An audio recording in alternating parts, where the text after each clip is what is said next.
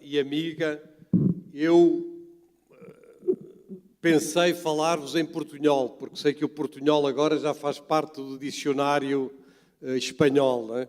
Mas o José Manuel disse, não, tens que falar português, galego ou português, galaico ou português, e portanto vou dirigir-me em português, tentando falar devagar e tentando, por isso fiz a apresentação também, marcar algumas ideias muito simples, muito breves, eu acho que bastante polémicas, mas depois poderemos continuar a polémica por conversas e por outros encontros.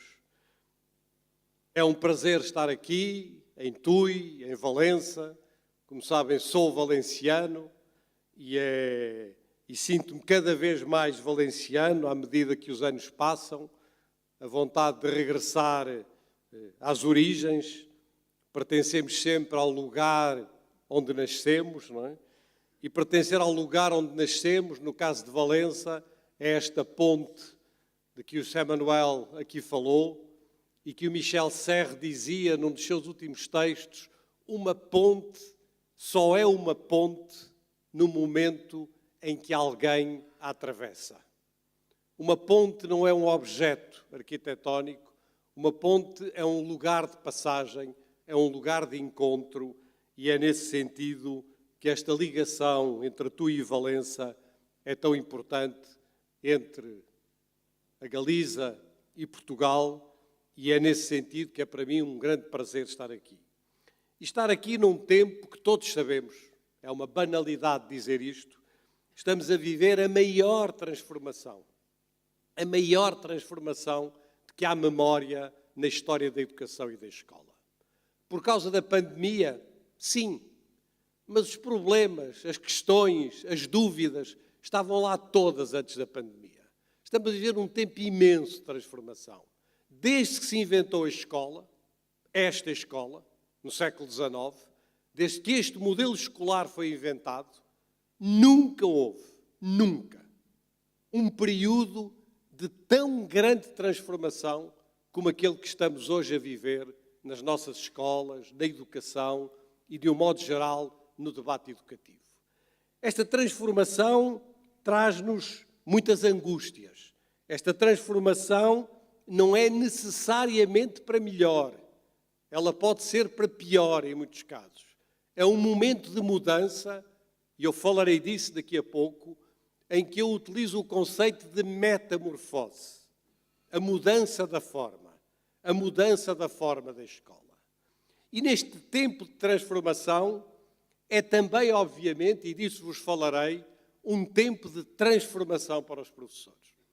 Os professores hoje são muito diferentes, têm um trabalho muito diferente, têm um perfil, como vocês dizem, necessariamente muito diferente de há 10, há 20 ou há 30 anos. Houve muitas mudanças na educação do século XX, houve. A educação nova, a não diretividade, as pedagogias por objetivos, tantas transformações e tantas mudanças, a massificação do ensino, obviamente, o prolongamento da escolaridade obrigatória até aos 18 anos. Houve mudanças extraordinárias na educação nos últimos 2 séculos. Nenhuma destas mudanças é tão profunda, com tantos impactos e com tantas consequências como a transformação que estamos a viver hoje. Estamos a viver agora. Que estamos a viver no dia-a-dia das nossas escolas e da nossa profissão. E este tempo de transformação dos professores é também um tempo de crise, no sentido positivo ou negativo. Como sabem, a palavra crise não é necessariamente uma palavra negativa, é um tempo de crise e é um tempo de grande mal-estar dos professores. O mal-estar que hoje se vive na profissão tem de ser pensado, tem de ser compreendido à luz destas mudanças profundas, que são mudanças difíceis, que causam muita insegurança, são mudanças por vezes dolorosas e têm de ser entendido dessa maneira. Claro que ele se manifesta depois, como em Portugal, como em Espanha, como em França, como em tantos outros países, num conjunto de outras reivindicações, de carreira, de salário, de prestígio, de condições de trabalho, como hoje está a acontecer em Portugal. Como hoje está a acontecer em Portugal, e nós não podemos falar dos professores sem fazer perante os professores um gesto de enorme generosidade e de enorme solidariedade e de enorme apoio ao que os leva a estarem mobilizados nessas lutas e nesse trabalho e nessas reivindicações, mas sabendo que por trás de muito disso está uma situação de mal-estar. Uma situação de mal-estar que vem de muitos lugares, que vem de sistemas educativos que se massificaram, onde a escola, que era um lugar mais tranquilo, passou a ser um lugar de muitas violências e de muitas conflitualidades. Um lugar onde, por vezes, é difícil ter a serenidade, a paz, uma certa tranquilidade que alguns pensam que havia no passado. Na verdade, nunca houve. Esta nostalgia nunca existiu. Mas nós imaginamos um passado mais tranquilo e mais sereno dos professores. Mas é verdade que hoje há uma dimensão de violência e de conflitualidade muito grande. E uma dimensão de uma sobrecarga de tarefas.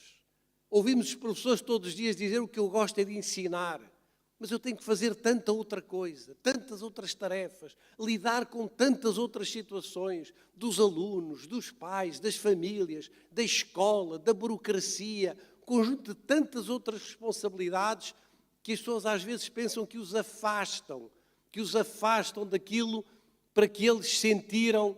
E eu vou dizer a palavra, porque a palavra é uma palavra maldita por muitas razões, mas é uma palavra que precisa ser recuperada no seu sentido maior, para o qual as pessoas sentiram a sua vocação, a sua vontade de serem professores.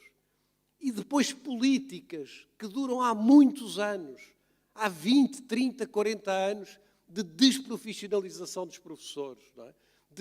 de rebaixamento dos salários, de rebaixamento das suas condições profissionais, de rebaixamento da formação de professores. Não é o caso de Portugal, talvez não seja o caso de Espanha, mas é o caso de muitos países nórdicos, é o caso de muitos países anglo-saxónicos, é o caso de muito que aconteceu nos Estados Unidos e em muitos outros países, em que as instituições de formação de professores foram submetidas a uma crítica corrosiva e houve um rebaixamento da formação de professores e da dimensão profissional docente. E em cima destes processos das últimas décadas veio a pandemia. E em cima da pandemia veio uma ideia de que era possível talvez dispensar as escolas e os professores, de que era possível talvez uma educação sem escolas e sem professores, uma educação que eu chamo de domesticada, em ambientes domésticos, em ambientes familiares, em ambientes em casa. Talvez os professores não sejam, afinal, assim tão importantes. E com a pandemia veio também um acréscimo do discurso das neurociências e da personalização das aprendizagens e um discurso excessivo sobre as aprendizagens. Aquilo que o nosso colega Gert Biesta chama a learnification, não é? Uma espécie de aprendizobitância, não é? Que tudo é aprendizagem. E deixamos de falar em educação para falar em aprendizagem.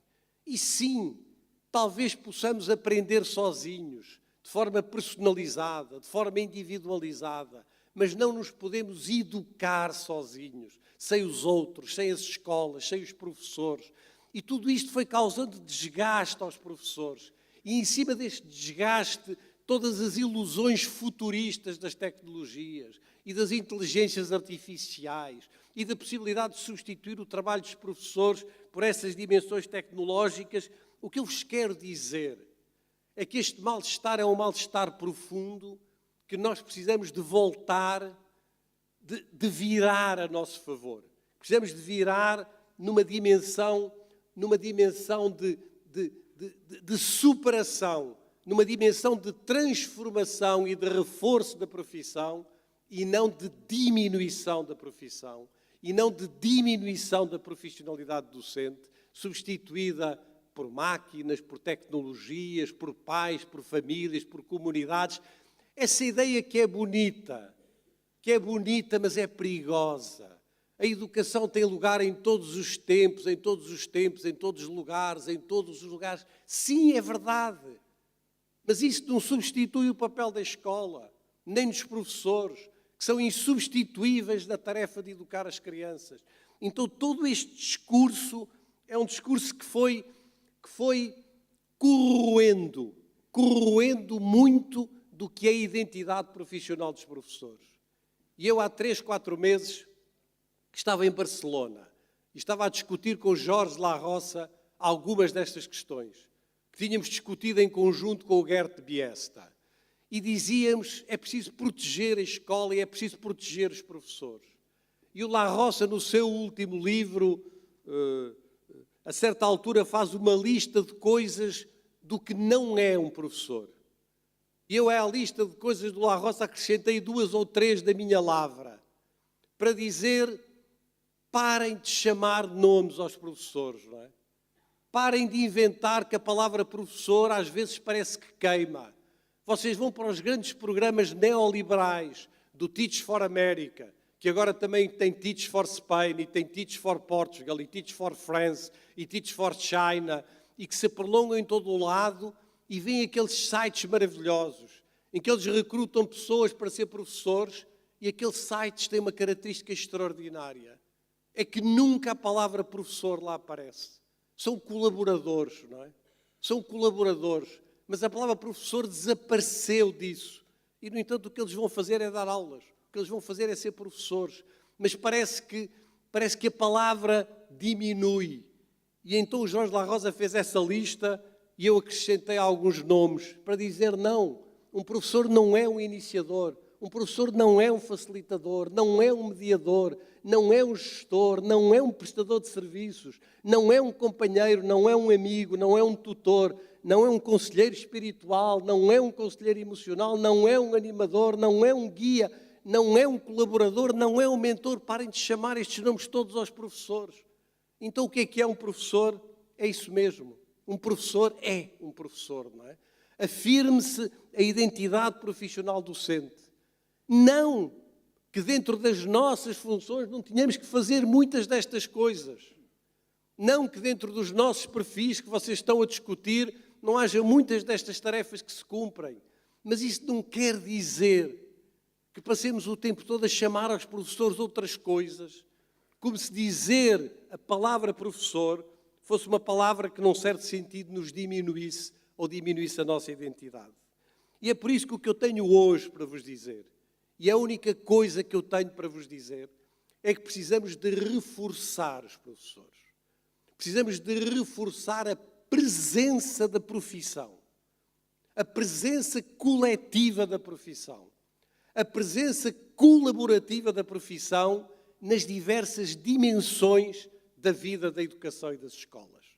Precisamos que essa presença seja mais forte, mais orgânica, mais estruturada, mais sistemática, mais institucional, mais levada em conta, em vez de a diminuirmos num conjunto vasto de tarefas, de funções, de nomes, de coisas. Eu não estou a dizer que as instituições universitárias, ou que as instituições da administração, ou que as fundações, ou que as organizações não governamentais, ou que os psicólogos, ou que os psicopedagogos, ou que os animadores, ou que os gestores não têm um papel na área da educação. Têm, mas esse papel não deve diminuir o papel dos professores. Não deve diminuir a presença organizada da profissão, e é isso o que tenho para vos dizer em 3 apontamentos muito simples. 3 apontamentos excessivamente simples. O que eu vos vou dizer vai saber-vos a pouco e vai deixar-vos um pouco na dúvida de, afinal, o que é que ele queria dizer, mas eu vou deixá-lo como um apontamento telegráfico, um sobre formação de professores, outro sobre trabalho pedagógico e outro sobre a ação pública dos professores. Porque creio que nestes 3 pontos se pode resumir muito do que é essa nova fase de transformação da profissão. Vou começar pela formação de professores, para fazer um apontamento simples, de uma simplicidade enorme, mas que obviamente é também uma provocação a muitos de nós, e eu incluo-me nesses muitos de nós. E para vos dizer que hoje, na fase da minha vida em que estou, e sem fazer críticas a nada nem a ninguém, depois de muitas décadas de debates intermináveis sobre listas de coisas que os professores deviam fazer, sobre listas muitas vezes intermináveis, de infinitas, de capacidades, de skills, de habilidades, de competências e por aí adiante do que as pessoas deviam saber, do que deviam fazer, de como deviam agir. Eu dediquei centenas, milhares de horas da minha vida a elaborar estas listas na década de 80, na década de 90, na década de 2000. Não acredito nestas listas hoje. Não é isso que a mim me interessa mais hoje, não é? E também não me interessa esses debates intermináveis em que eu me esgotei tantas vezes e muitos de nós nos esgotamos. Saber se a formação de professores devia ser mais do conteúdo da disciplina ou devia ser mais dos conteúdos pedagógicos ou psicopedagógicos ou didáticos. O que é que contava mais? Nós matamos-nos dentro das universidades, não é?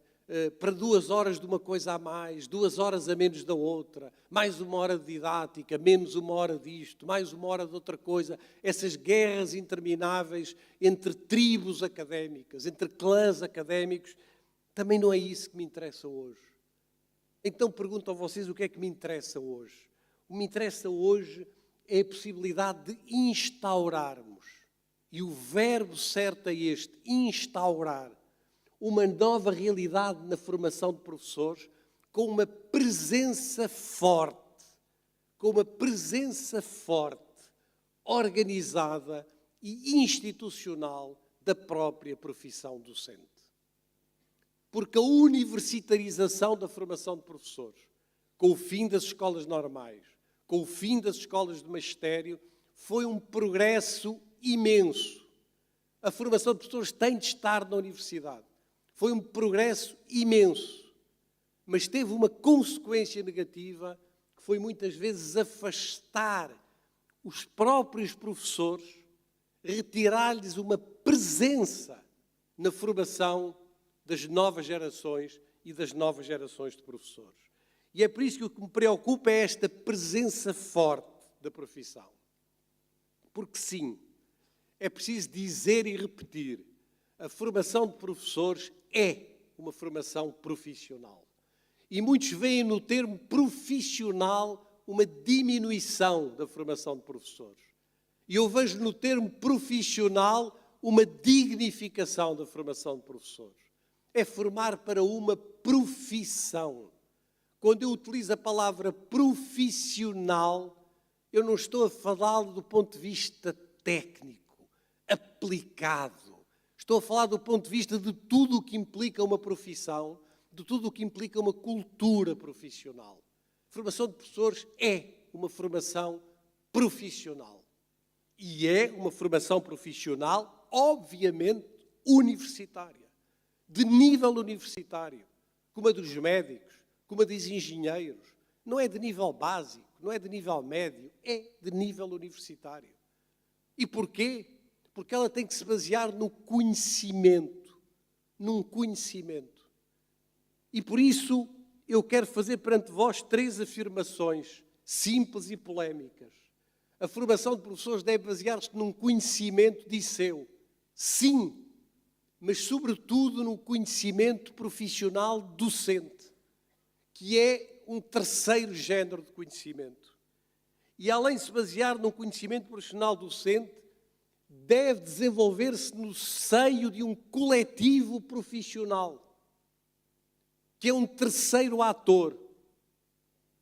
E deve e deve realizar-se num espaço institucional próprio. E isto é uma grande polémica. E este é um terceiro lugar, uma terceira realidade. O que é que eu quero dizer com isto brevemente, telegraficamente? Quero dizer que este conhecimento profissional docente de que vos estou a falar é um conhecimento que vai além do somatório do conhecimento das disciplinas, da história, da matemática, da geografia, mais o conhecimento das pedagogias e das didáticas.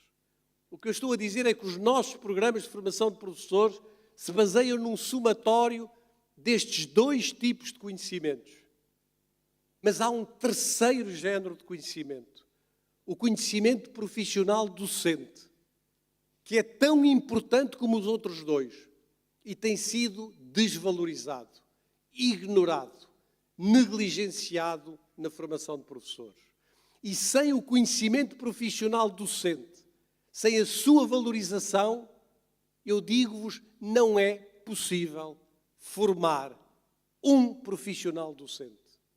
Não é possível formar um professor como um profissional. Este é o debate que eu travo no último artigo que escrevi na Revista Brasileira de Educação e que tem como título Conhecimento Profissional Docente e Formação de Professores, é no volume 27 de dezembro do ano passado, e vocês veem aí um longo debate sobre este tema. A tentativa de caracterizar este conhecimento profissional docente e dizer que se não o valorizarmos, não podemos avançar na formação de professores. Mas para avançar neste conhecimento profissional docente, é preciso também reforçar o coletivo profissional docente.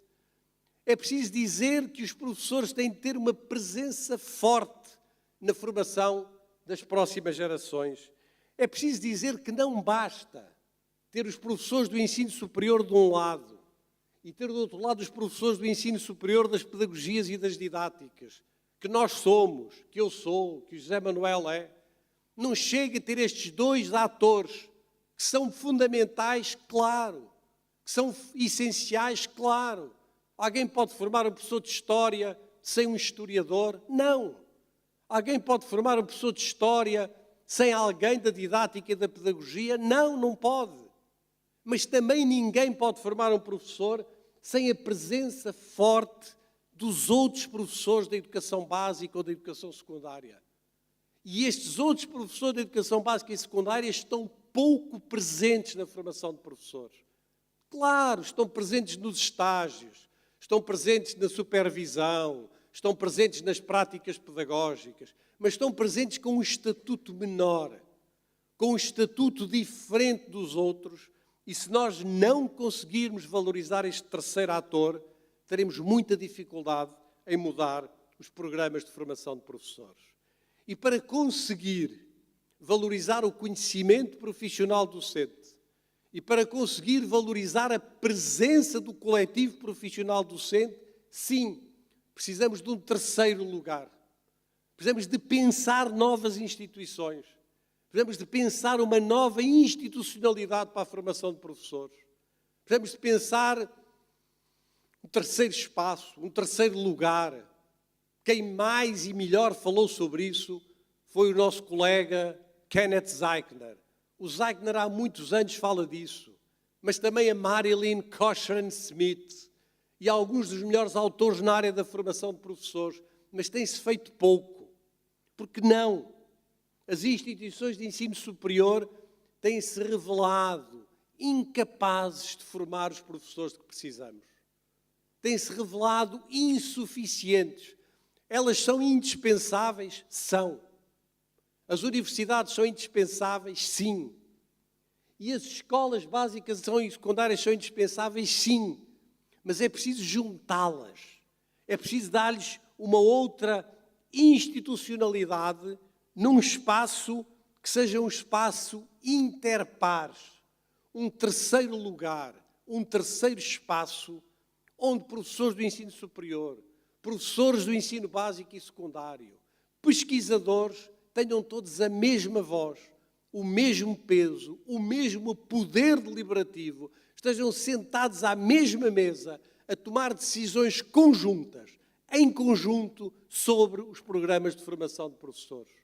É esse terceiro lugar de que muitos de nós falamos há muitos anos, mas que raramente tem surgido, que eu aqui advogo perante vós.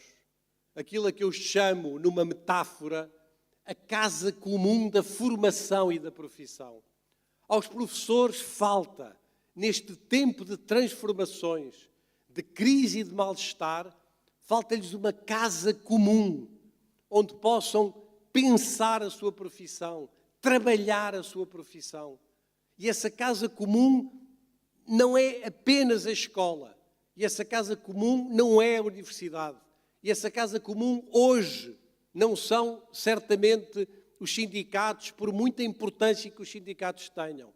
Nem são as associações de professores, por muita importância que as associações de professores tenham. Falta qualquer coisa onde esta profissão se possa pensar, onde se possam pensar os temas de como é que se atraem os jovens para a profissão, combater a falta de professores que há em todo o mundo, que há em Portugal, que há em Espanha, que há no Brasil, que há em todo o mundo, onde se possam discutir os temas centrais da entrada na profissão. Como é que se entra na profissão? Qual é o período de indução profissional? Chamemos do que quisermos chamar, residência, é-me indiferente. Mas como é que este período é concebido? E é concebido numa relação com os professores mais experientes. E se possam definir políticas de valorização da carreira.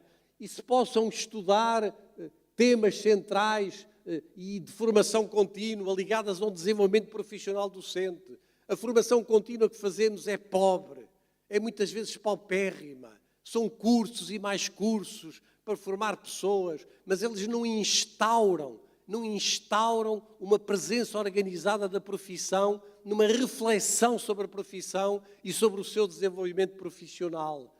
E além da formação contínua, todos os temas relacionados com a pesquisa e com a publicação, já falarei disso, e todos os temas relacionados com as políticas públicas e com a presença da profissão no debate sobre as políticas públicas e todos os temas relacionados, que é o grande tema dos próximos anos, sobre como é que se altera o trabalho pedagógico e como é que se altera o trabalho pedagógico a partir de uma lógica de colaboração. Porque o novo perfil do docente, se alguma coisa tem que pôr em primeiro lugar, é a dimensão colaborativa. É a dimensão de uma profissão em que já não chega definir perfis docentes individuais, o que é que cada professor deve ser, o que é que cada professor deve possuir, que competências é que cada professor deve ter, isto não chega. É preciso pensar a profissão numa dimensão colaborativa. É a partir desta casa comum da formação e da profissão que se podem pensar um conjunto de novas realidades que têm de ser pensadas nos ministérios, com certeza, que têm de ser pensadas nas universidades, com certeza, que têm de ser pensadas nos sindicatos, certamente, mas não chega. É preciso que haja lugares da própria profissão e lugares colaborativos da própria profissão. A formação de professores e depois o trabalho pedagógico. O nosso trabalho, o trabalho do nosso dia-a-dia está a mudar radicalmente.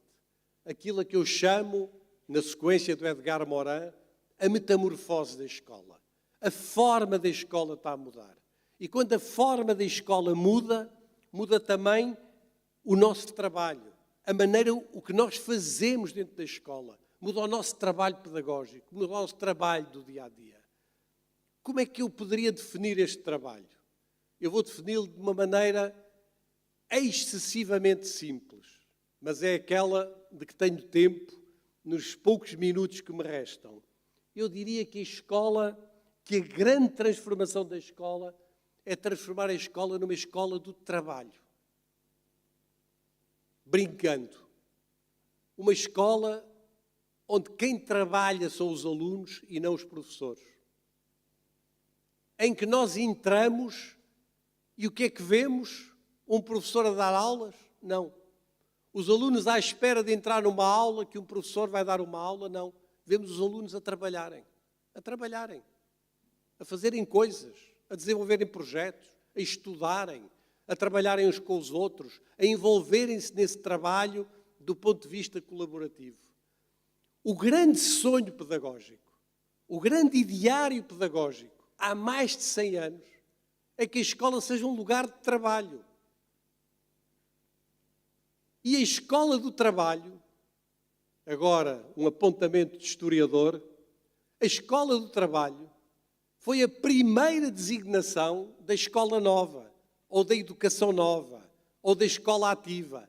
Antes destes termos surgirem e que se popularizaram há cerca de 100 anos, o primeiro termo que juntou estes educadores foi o termo da Arbeitsschule, do Kerstensteiner, a escola do trabalho.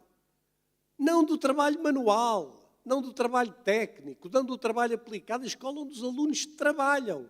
Na verdade, é este o conceito da escola ativa. A escola ativa não é a escola onde os alunos estão todos muito ativos e todos a mexer e todos em pé. A escola ativa é a escola onde os alunos trabalham. E, portanto, a ideia de uma pedagogia ou de uma escola que é baseada na ideia do trabalho, trabalho que é estudo, trabalho que é investigação, trabalho que é colaboração, trabalho que é projetos, trabalho que é resolução de problemas, trabalho que é a inscrição no trabalho, é absolutamente central. E é por isso que precisamos de novos ambientes educativos. De novos ambientes educativos. Porque se não tivermos novos ambientes educativos, é muito difícil, volto ao meu verbo, é muito difícil instaurar uma pedagogia ou uma escola do trabalho. No ambiente educativo tradicional da sala de aula, há coisas maravilhosas que se podem fazer, mas há muita coisa que não se pode fazer. E a instauração dessa relação com o trabalho necessita de novos ambientes educativos. Permitam-me ensaiar duas ideias perante vós. São duas ideias que eu ainda não escrevi e que eu escreverei um dia destes. Não é? A primeira ideia é: a escola foi inventada como um grande projeto intergeracional. Um grande projeto em que mestres ensinam discípulos, em que professores ensinam alunos. E é por isso que os professores são insubstituíveis. Porque no centro da relação pedagógica está uma dimensão intergeracional. E esta dimensão tem de ser preservada. E é por isso que os professores são insubstituíveis. Mas, esquecemos-nos de uma coisa. Esquecemos de uma coisa que tem a ver com o início da invenção da escola. É que se a escola tem uma dimensão intergeracional, ela também tem uma dimensão intrageracional. Isto é, que os alunos aprendem uns com os outros. Que cada geração aprende no interior dessa geração. Que os alunos muitas vezes, como diz aliás o diretor da Faculdade Médica de Harvard, da melhor faculdade médica do mundo, ele diz assim: o currículo da Faculdade Médica de Harvard está organizado a partir da seguinte ideia: nós aqui em Harvard sabemos que os nossos estudantes aprendem mais uns com os outros do que aprendem connosco, os seus professores. E esta dimensão intrageracional foi esquecida pela escola, que tudo baseou no intergeracional, que tudo baseou na transmissão de um professor a alunos. E sim, essa transmissão é importante. E sim, temos de fazer o elogio da transmissão e não a crítica. O ensino transmissivo, etc. O ensino, a transmissão pode ser um gesto extraordinário do intergeracional, mas não chega. Mas não chega se não formos capazes de pensar o intrageracional. Os estudantes e os alunos a trabalharem uns com os outros. E a escola foi inventada no século XIX como uma instituição intramuros. Uma instituição no interior da qual era possível ter um outro espaço, um outro tempo, um outro ritmo. Uma escola diferente da sociedade. A pior coisa que fazemos à escola é quando queremos que a escola seja igual à sociedade. Não, não e não. A escola existe porque é diferente da sociedade. E na escola se fazem coisas diferentes, a um ritmo diferente, a um tempo diferente, numa lógica diferente da sociedade. E este é o seu grande valor de uma escola intramuros, que protege as crianças, que permitem que as crianças errem, porque o erro é central na aprendizagem e na pedagogia. E o intramuros é central proteger a escola. O Gert Biesta passa o dia todo a dizer isso. O Jan Maskelyne passa o dia todo a dizer isso. E eles têm razão. Mas, a escola esqueceu-se que há também uma dimensão extramuros, que há uma dimensão hoje de capilaridade educativa, inevitável com as tecnologias, inevitável com a realidade do nosso dia-a-dia, e que a escola tem hoje uma dimensão, como dizia o Paulo Freire, também de cidade educadora, não é? Também de ir para além do intramuros e de ser capaz de se projetar no extramuros. É nesta perspectiva, nesta dimensão, que nós podemos falar de uma metamorfose da escola, que é também uma metamorfose dos professores e uma metamorfose do trabalho dos professores. A valorização de dimensões que estiveram menos presentes nestes últimos 2 séculos da vida da escola. Muito disto nós tentamos dizer no relatório que o José Manuel já aqui nos trouxe. Reimaginar juntos os futuros, os nossos futuros, um novo contrato social da educação. Não vos falarei sobre ele, mas dir-vos-ei que na base dele, na raiz dele, está a palavra colaboração. A palavra comum e a palavra colaboração. Que esta reinvenção, que esta metamorfose não se fará por uma nova lei, nem por uma nova reforma, nem por um novo método, nem por uma nova tecnologia, nem por uma nova teoria. Ela far-se-á através da colaboração entre os professores, através de uma dinâmica a que eu chamo de impacto. Uma dinâmica de impacto a partir de muito do que já existe nas escolas das pessoas que estão neste auditório. A partir da capacidade de identificar o que já existe de experiências, de mostrar o que já existe, de partilhar, de apoiar, de comunicar, de transformar, de organizar muito do que já existe. Em vez de estarmos à espera de uma nova tecnologia extraordinária, de uma nova reforma extraordinária, de uma nova lei extraordinária, de uma nova orientação extraordinária, eu não digo que isso vale zero, não vale zero. Mas quem, como eu, estuda reformas feitas há 200 anos, tem uma espécie de ceticismo sobre isso. E sabe que a transformação virá em grande parte destas dinâmicas. E é por isso que nestas dinâmicas dos professores é tão importante pensar os professores na sua dimensão de ação pública. E a ação pública dos professores é absolutamente central. O lugar da profissão. Volto ao meu tema e percebem que eu só tive um tema nesta conversa convosco. O tema da presença da profissão na formação de professores, da presença da profissão na renovação do trabalho pedagógico, da presença da profissão na ação pública. É maravilhoso para todos nós, que tanta gente discuta sobre educação. Sim, 1000 vezes sim. Eu gosto de ouvir historiadores, cientistas, intelectuais, jornalistas, líderes de opinião manifestarem opiniões sobre educação todos os dias. Eu gosto de os ouvir, mesmo quando por vezes acho que é absurdo o que eles dizem, ou que é de uma enorme ignorância o que eles dizem. Mas sim, é bom que haja muita gente a falar de educação. Mas onde é que está a voz dos professores? Onde é que está a palavra dos professores? a não ser agora em Portugal, na rua, nas manifestações. Mas onde é que está uma voz organizada, uma voz sistemática de participação nesses debates? É por isso, para mim, a ideia da ação pública é central.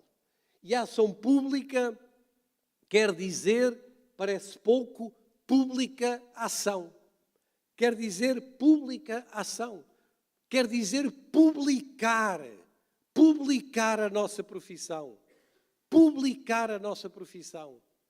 A nossa colega portuguesa, a poeta, eu prefiro dizer poeta do que poetisa, Ana Luísa Amaral, terminou o ano passado a sua oração de sapiência na abertura do ano académico da Universidade do Porto, no dia 22 de março de 2022, e se a refiro aqui, muitos saberão que ela faleceu entretanto, e era uma mulher notável, dizendo: não há nada mais importante para a universidade do que ser capaz de publicar a alma humana, a publicação da alma humana. E o que eu vos estou a dizer é exatamente no mesmo sentido.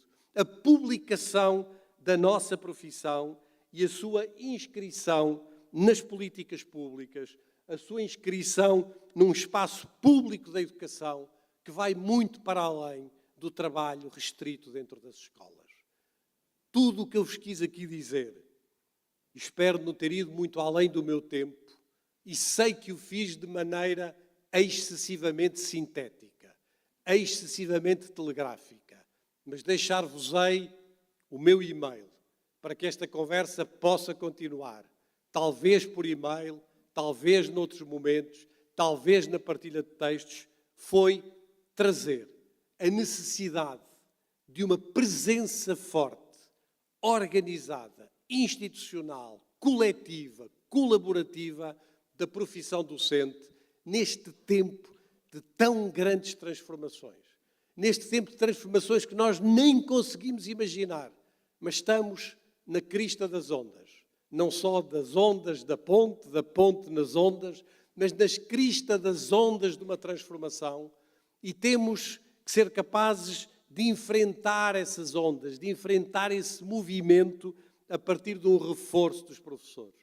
Porque no dia em que perdermos os professores e no dia em que perdermos as escolas, e podemos perdê-las, é o sonho de muitos futuristas, é a utopia negra de muitos futuristas que imaginam um futuro sem escolas e sem professores.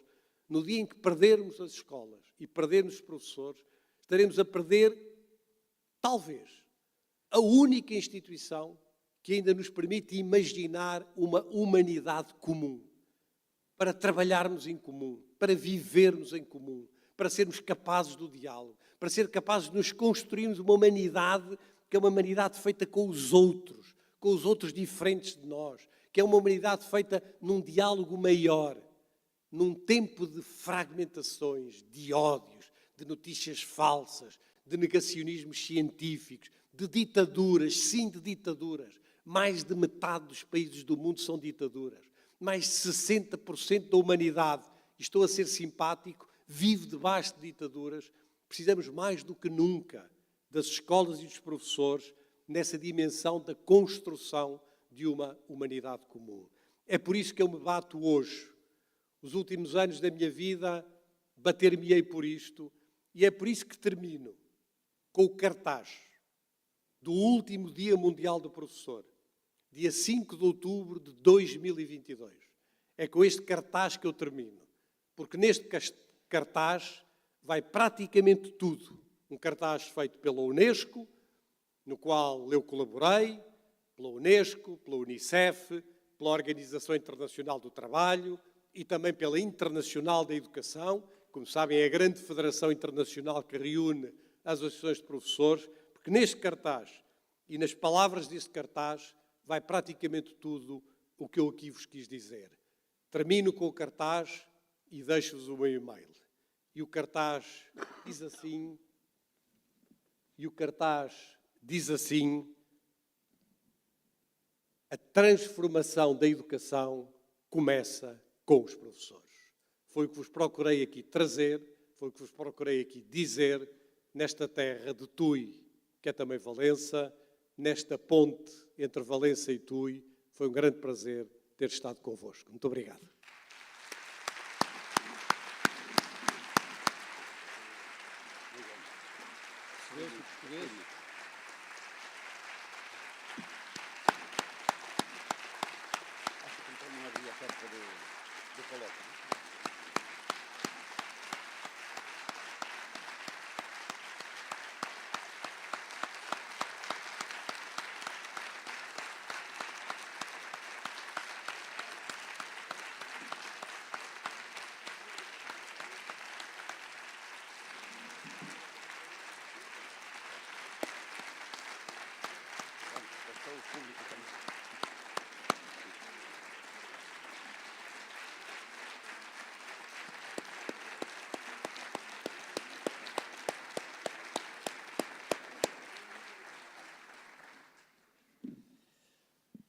Bueno, moi emocionados, realmente é un placer escoitar ao profesor Antonio Nóvoa e, ademais, escoitar o tema, é dicir, o papel dos profesores no futuro da educación, que non podemos ser sustituídos por máquinas. Puxestes un moderador que non ten reloxio. Entón, pido consello, penso que non hai tempo para debate. Creo que as ideas estas poden servirnos para reflectir nas nosas escolas, na nosa casa común da profesión, que creemos en distintos lugares, reflectir sobre estas ideas e mellorar entre todos e todas a nosa educación. Moitísimo obrigado, profesor Antonio Nóvoa, moitísimo obrigado ás persoas aquí presentes, que teño que decir que estamos de Galicia, do resto de España, de Portugal e do Brasil, nesta comunidade ibérico-lusófona que